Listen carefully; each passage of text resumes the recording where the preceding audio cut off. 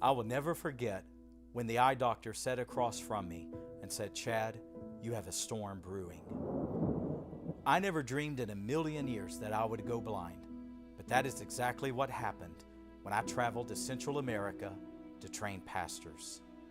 I had went on that trip to help host a pastor's conference, and my colleagues and I decided to hike a mountain called Prayer Mountain, where there is a large Christian radio tower. And when we got to the top of that tower, overlooking the border of Honduras, that's when blood vessels behind my left eye burst. It was like looking through a spider web of blood. Of course, I panicked internally, but I didn't say anything to my colleagues.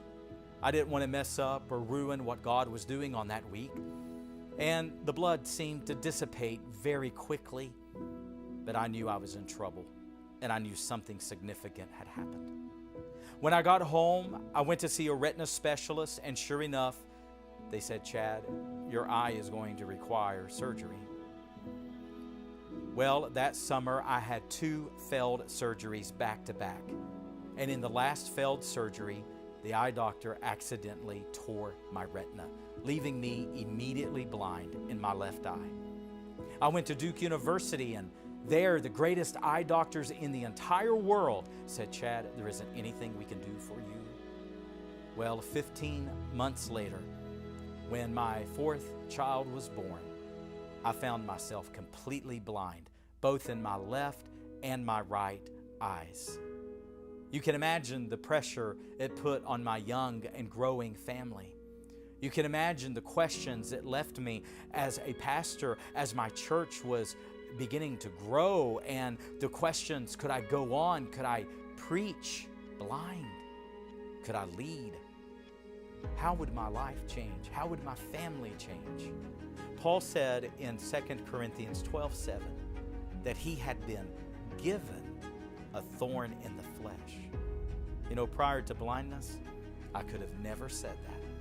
I would have said something like, "I've been afflicted with," or "I've been given calamity by," or never would I have used the little simple word given, as though it is a gift. But that is exactly what I have found in blindness. Today, I teach people how to overcome anything that life throws at them. It was Elizabeth Elliot who once said, "God teaches us our deepest lessons through our deepest sufferings." And when I first went blind, oh, how God began to teach me such great things. One of the first things I learned from God was Psalm 23:2. He makes us to lie down in green pastures. You know, I didn't realize just how busy, how chaotic, how overwhelmed my life was until I went blind. And then when God began to make me lie down, I discovered that God has such lush and green pastures of contentment, of joy, that I would have never known apart from blindness. Elizabeth Elliot went on to say that most of us ask the wrong question when we suffer. We ask, what can be done about this? She said, no, the right question should be, what can I get out of it? What I thought going into it as my eyesight rapidly deteriorated, as I would ask myself, what will it be like to not be able to drive any longer? What will it be like to not see my children, watch them grow up? What would it be like to try to preach completely blind? As all of these questions swirled about my life, I never knew, I never dreamed the grace that God had for me and the grace with which He would sustain me. I remember when Chad had his first failed surgery in the summer of 2017. We had our older girls, Piper and Emmy, and then we had Hudson, who was just a few months old. And so I was just this happy-go-lucky person, very supportive, very encouraging. During the day and at night, I was thinking, how am I going to do this? What is this life that I have been thrown into? And if it weren't for the Lord supporting me and giving me strength through that, I don't know how I would have made it. So that whole year and a half of him having failed surgery and progressively going blind in the other eye. So fast forward to the fall of 2018, Chad had completely went blind when we had our baby, John Mark. And I think I had just come to terms with it, that this was our life now. So I got to go to work with Chad, and I got to help encourage him and push him along the way. And I think that's when I developed a true understanding of what discipleship was. And it wasn't just going to church, it wasn't just being a pastor's wife, it wasn't just being a mom, it was about being a disciple and a discipler and doing life together. And that's when I got really passionate about people doing life together, side by side, one-on-one. And I'm thankful for those moments. I'm thankful for the growing and the understanding that Christ just planted within me through that season. And it sounds cliche, but I wouldn't trade it for the entire world.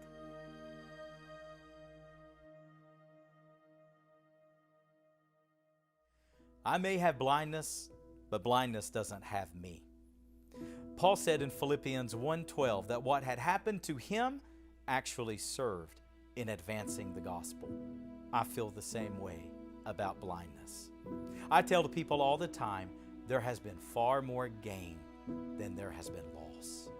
Hudson Taylor, that great missionary to China who lived in the 1800s, he once said that if God leads us into a place of such difficult circumstances, and if God should so lead us into a place of comfort and luxury, do we still not need His grace? So then, Taylor concluded, the will of God is more so a matter for God to consider than for us, because either way, we live by the same grace of God. I'm learning that in blindness. I've learned how to live by God's grace with eyes, and I've learned how to live by God's grace without them. My life is but a weaving between my Lord and me. I do not choose its colors, He worketh steadily. He oft times weaves with sorrows, and I in foolish pride forget that God sees the upper and I the underside. Not until the loom is silenced and the shuttle cease to fly shall God unroll the canvas and explain the reason why. The dark threads are as needful in the weaver's skillful hands as the threads of gold and silver in the pattern he has planned. He knows, he sees, he cares. Nothing this truth can dim. He gives the very best to those who leave the choice to him.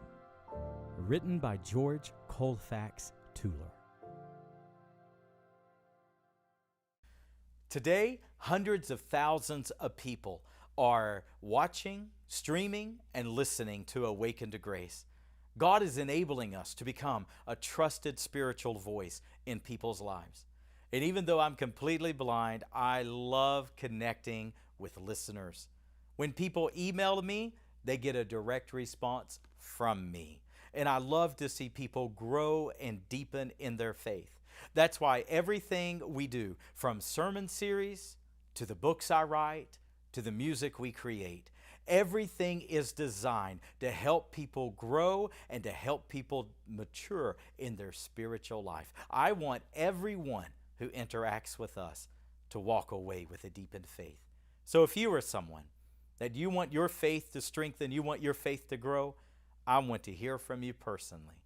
You can always contact me directly, and you will hear from me directly.